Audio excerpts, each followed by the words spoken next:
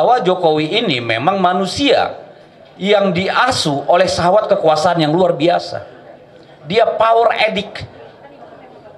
Tidak hanya power addict, dia juga kamera addict. Kalau orang Medan bilang banci tampil barang nih. Kalau nggak kena kamera sehari pusing kepalanya. Iya kan? Jadi inilah kemudian yang mendorong dia melahirkan dinasti-dinasti itu. Tahun 2020 Gibran dan menantunya Bobi minta jadi wali kota.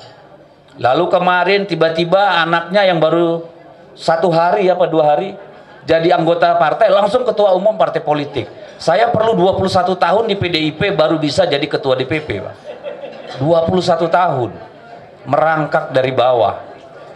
Dari situlah kita melihat sejak 2019 yang namanya Jokowi sudah nggak punya rem. Benar-benar sudah nggak punya rem. Ya. Jadi dan yang mungkin semua sudah ngalamin, saya juga ngalamin. Tiap kali saya posting 99% yang komen tuh pasti buzzer. Dengan kata-kata yang hampir sama.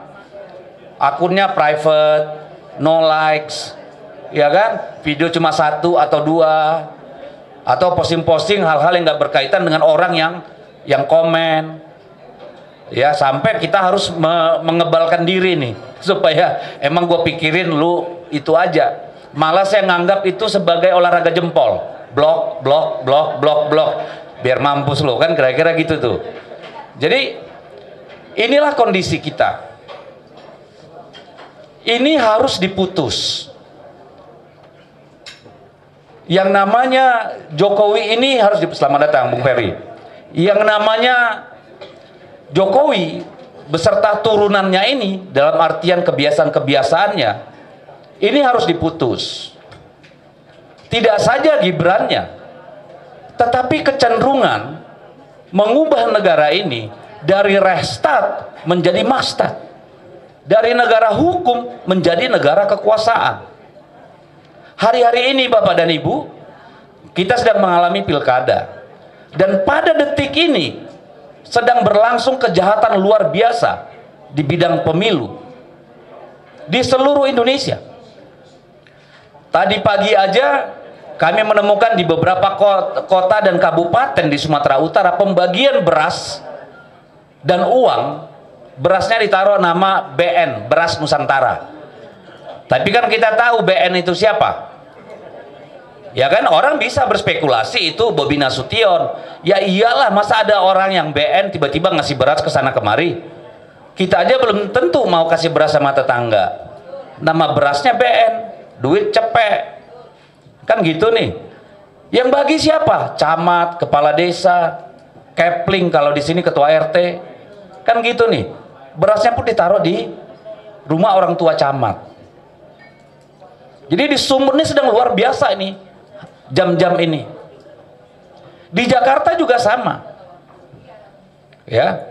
Kemarin karena Mas Pram dan dulu itu meninggalkan yang namanya RK, kepanasan tuh di sana itu di Solo ya, lalu menugaskan salah seorang saya dengar ngumpulkan para naga-naga untuk ngumpulkan sumbangan, dan yang kita lihat berhamburanlah yang namanya sembako sekarang sampai detik ini di Jakarta. Di provinsi-provinsi lain ini PJ-PJ ngumpulin dinas, tenaga desa, segala macam untuk mengarahkan kepada calon-calon tertentu. Jadi hukumnya udah rusak.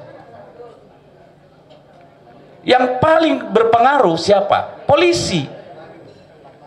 Yang sekarang sedang melakukan kejahatan terhadap Republik ini adalah oknum-oknum polisi. Ya, kalau oknum banyak terserah apa masih oknum namanya apa enggak.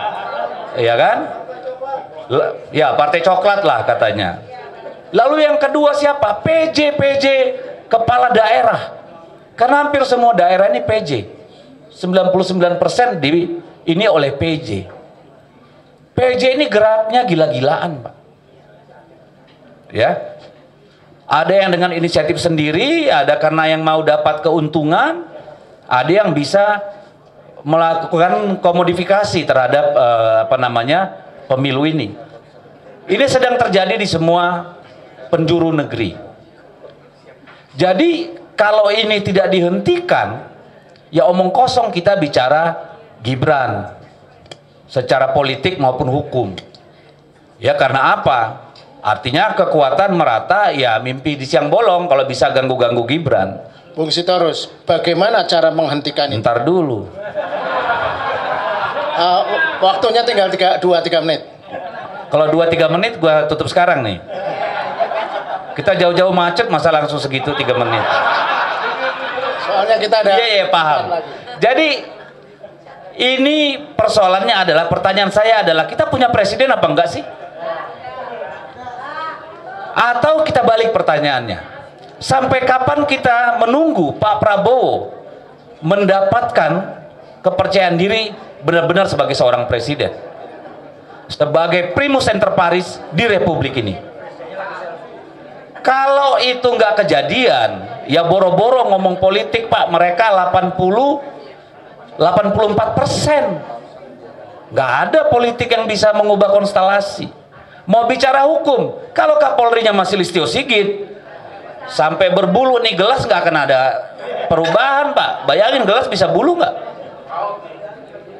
Jadi ini, kalau Pak Prabowo sudah mengganti Kapolri, mungkin kita bicara hukum. Karena saya percaya banyak perwira-perwira yang tidak mau institusi Polri rusak oleh Kapolrinya. Tapi kalau masih dia yang jadi Kapolri, nggak ada harapan Pak. Itu yang